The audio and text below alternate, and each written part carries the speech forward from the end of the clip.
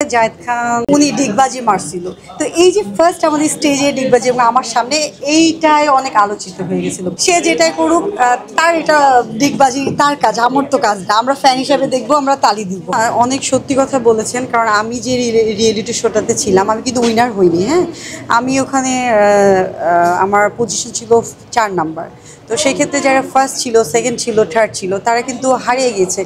কেন হারিয়ে গিয়েছে আমি বলতে পারবো না, বাট আমি যখন ফার্স্ট হতে পারিনি, হ্যাঁ, তখন থেকে একবার চিন্তা করেছি যে ফার্স্ট হতে পারিনি ঠিক আছে, বাট আমার যেটা ড্রিম, এটা এই রিয়েলিটি শোতে মাধ্যমে এসেছিলাম, তো সেটা যে আমি যেন সামনে এগিয়ে নিতে যেতে পারি, সেক্ষেত্রে আমি চেষ্টা করছি, প্রতিনিয়ত চেষ্টা করছি।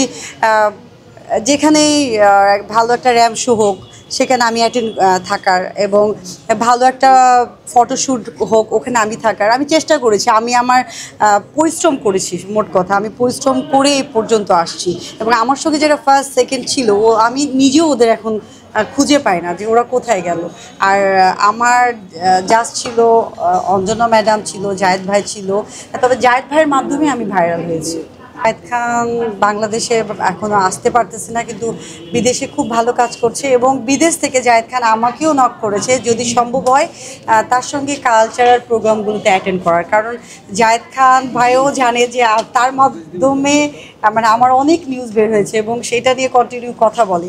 মাঝখানে জায়েদ ভাই বলছিল কি ব্যাপার, খালি শাকিব খান নিয়ে কথা বলো, ওকে নিয়ে কথা বলো, অনেককে নিয়ে কথা বলো, কিন্তু আমাকে কি ভুলে গেছো? তো আমি জায়েদ ভাইকে বললাম, না ভাইয়া, আমি আপনাকে বলিনি, কারণ আপনার মাধ্যমে আমাকে আসলে চিনেছে। কারণ জায়েদ ভাইয়ের সঙ্গে যে আমার প্রশ্ন উত্তর পর্বটা ছিল, আমাদের স্টেজে ডিগবাজির পর্ব ছিল, এটা মিলিয়ন মিলিয়ন ভিউ হয়েছে, এবং আমি ওইটার কারণে আমি বাইরে থেকে বিভিন্ন প্রোগ্রামের জন্য, কালচারাল প্রোগ্রাম যেটা হয় ওটার জন্য আমি মানে আমাকে বলেছে, বাট আমি ফ্যামিলিগত কিছু কারণে যেতে পারিনি। উনি পেয়েছে, কারণ মানে ফার্স্ট আমাদের যে 2023 সালে যে রিয়েলিটি শোটা ছিল miss and Mrs Glamour look, সেখানে জাজ প্যানেলে উনার কিছু কাজ ছিল, যেমন আমরা ছেলেরা এক সাইডে, মেয়ের এক সাইডে থাকবে, আর জায়েদ খান মাঝখান থেকে হেঁটে তার গানের সঙ্গে একটু নাচবে। বাট আমাদের সঙ্গে যতটুকু প্র্যাকটিস হয়েছিল, পরে উনি ডিগবাজি মারছিল। তো এই যে ফার্স্ট আমাদের স্টেজে ডিগবাজি এবং আমার সামনে, এইটাই অনেক আলোচিত হয়ে গেছিলো।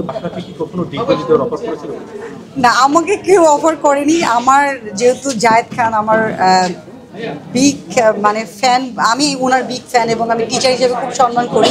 সে যেটাই করুক তার এটা ডিগবাজি তার কাজ, আমার তো কাজ না। আমরা ফ্যান হিসেবে দেখবো, আমরা তালি দিব।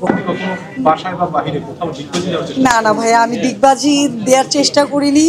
ভাইয়াকে অনেক রেসপেক্ট করি, জায়েদ খানকে, এবং ওনাকে জায়েদ খান ভাইয়াকে ক্যামেরার মাধ্যমে বলি, ভাইয়া অনেক থ্যাঙ্কস। 2023 সালের জার্নিটা 2025 সাল পর্যন্ত চলতেছে, এবং আপনি এই ক্ষেত্রে আমাকে অনেক সহযোগিতা করেছেন। অনেক অনেক অনেক অনেক আমার পক্ষ থেকে ভালোবাসা। দেশের বাইরে আছেন, ভালো থাকেন, সুস্থ থাকেন। কিছুদিন আগে আপনার একটা গান বের হয়েছে জায়েদ খানের, খুবই ভালো লাগছে আমার কাছে। জায়েদ খানের ঘড়ি, জায়েদ খানের চশমা, জায়েদ খানের সব কিছু নিয়ে আমার কাছে খুবই ভালো লেগেছে।